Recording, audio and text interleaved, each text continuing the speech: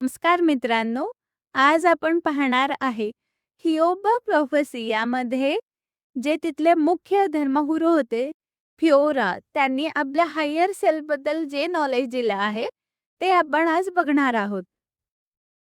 विश्वाचे रहस्य आणि आत्म्याचा प्रवास, एक वैश्विक कथा. हे कथानक तेव्हा सुरू होतं जेव्हा विश्वाची सुरुवात झाली, जेव्हा संपूर्ण ब्रह्मांडात एकच शक्ती अस्तित्वात होती, द स्पिरिट म्हणजेच परमात्मा. आपल्या अथांग आणि अमर्याद ऊर्जेचा वापर करून या शक्तीने महाकाय सूर्य, फिरणारे ग्रह, हिरव्यागार वनस्पती आणि असंख्य प्राण्यांची निर्मिती केली.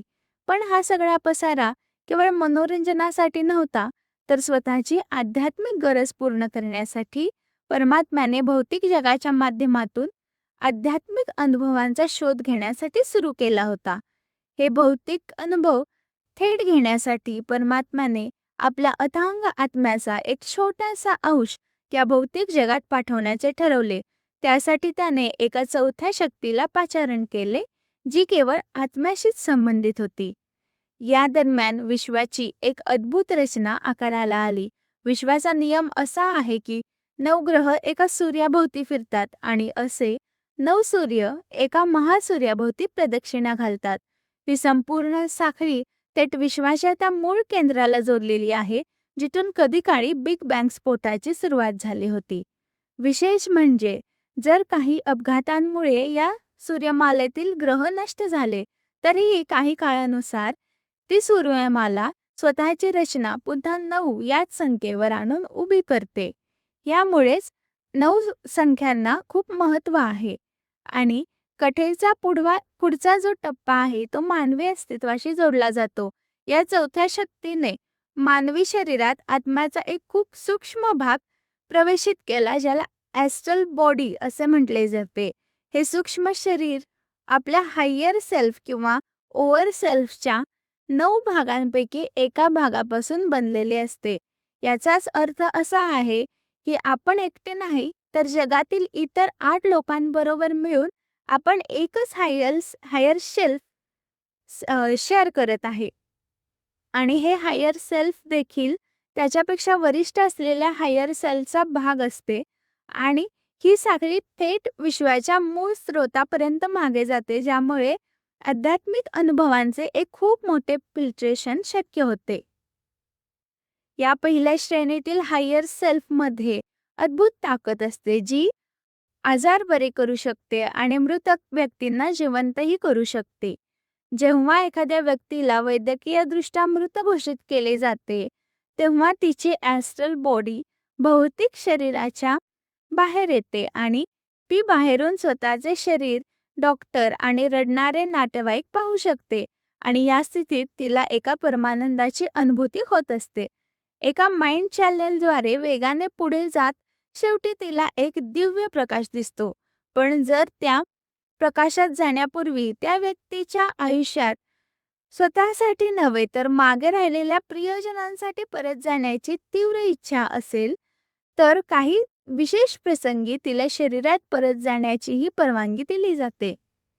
दैनंदिन जीवनातही प्रत्येक माणूस आपल्या मेंदूच्या वाहिनीद्वारे त्या हायर सेल्फशी 24 तास जोडलेला असतो. हे हायर सेल्फ आपल्यावर सतत देखरेख ठेवत असते आणि अनेकदा मोठ्या अपघातांपासून आपले रक्षण करत असते. जसे की एखाद्या व्यक्तीची टॅक्सी अचानक बिघडते आणि तिचे विमान सुटते. नंतर समजते की ते विमान कोसळले. किंवा एखादी वृद्ध महिला रस्त्यावरून जात असताना अचानकच समोर वाहन आल्यावर तिच्या शरीरातून खूपच फास्ट प्रतिक्रिया तयार होते आणि हायर सेल्फ अशी प्रतिक्रिया सुरू करतो, ज्यामुळे तिच्या स्नायूंना त्या एका सेकंदांमध्येच खूपच प्रचंड ताकद मिळते आणि ती चमत्कारिकरित्या आपला जीव वाचवते. हायर सेल्फ केवळ मेंदूच्या वाहिनीतूनच संवाद साधत नाही, तर रात्रीच्या वेळी स्वप्ने हे त्यांच्या संपर्काचे सर्वात महत्त्वाचे साधन आहे. झोपेच्या दरम्यान हायर सेल्फ ॲस्ट्रल बॉडीला स्वतःकडे बोलवून महत्त्वाच्या सूचना, विचार किंवा आयुष्यातील काही गंभीर समस्यांवर उपाय देऊ शकते. म्हणूनच माणसाची झोप शांत असणे आणि बाहेरील गोंगाटापासून मुक्त असणे अत्यंत आवश्यक आहे. आपल्या संपूर्ण आयुष्यातील चांगल्या वाईट संवेदना हे ॲस्ट्रल शरीर हायर सेल्फकडे पाठवत असते. हे अनुभव परमात्म्याकडे जाण्यापूर्वी एका 9 टप्प्यांच्या वॉटर फिल्टर सारख्या प्रक्रियेतून जातात. तिथे अशुद्ध घटक हे गाळले जात असतात. जर माणूस आयुष्यभर पैसा, मत्सर आणि भौतिकवादाच्या मागे धावत राहिला तर या संवेदना एखाद्या गढूळ पाण्यासारख्या होतात, ज्या गाळताना फिल्टर लवकर चोंदते आणि हायर सेल्फला प्रचंड त्रास होतो. पण जर माणसाची आध्यात्मिक प्रगती होत राहिली तर तो प्राणी स्वच्छ राहतो आणि ॲस्ट्रल शरीर शुद्ध होऊन पुढच्या वरिष्ठ टप्प्याशी जोडले जाते.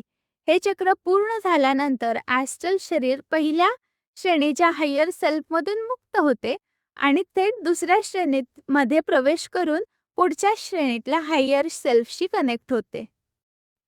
तर अशा प्रकारे आत्म्याचा प्रवास हा सुरू असतो आणि जसजसा तो अधिक प्रगत होत जातो तसतसा तो आणखी वरच्या श्रेणींमधील हायर सेल्फशी कनेक्ट होत नवनवीन प्रकारच्या जीवनांचा अनुभव घेत राहतो.